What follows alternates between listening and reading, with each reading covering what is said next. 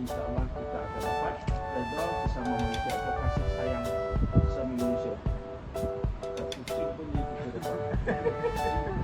Kalau juga pandai nak kucing. Pantang buka pintu dia masuk rumah. Ini.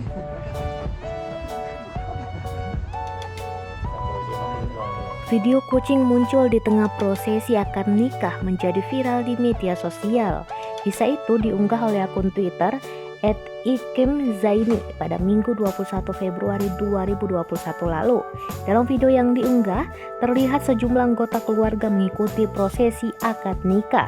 Seorang penghulu terdengar sedang mengucapkan ijab kabul di hadapan pengantin pria.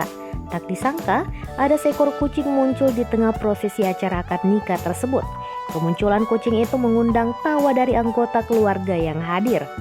Video itu diunggah oleh pengantin pria, Lukman Zaini dari Malaysia. Lukman menikah dengan sang istri pada Sabtu 20 Februari 2021 lalu. Kemudian, kucing yang muncul di tengah akad nikahnya ini merupakan kucing masjid tersebut. Ia mengaku tak terganggu saat kucing berbulu hitam itu masuk ke dalam masjid, sebab kucing tersebut tetap tenang saat duduk di tengah prosesi akad nikah. Ia menambahkan sang istri merupakan perempuan berbaju putih yang terekam dalam video.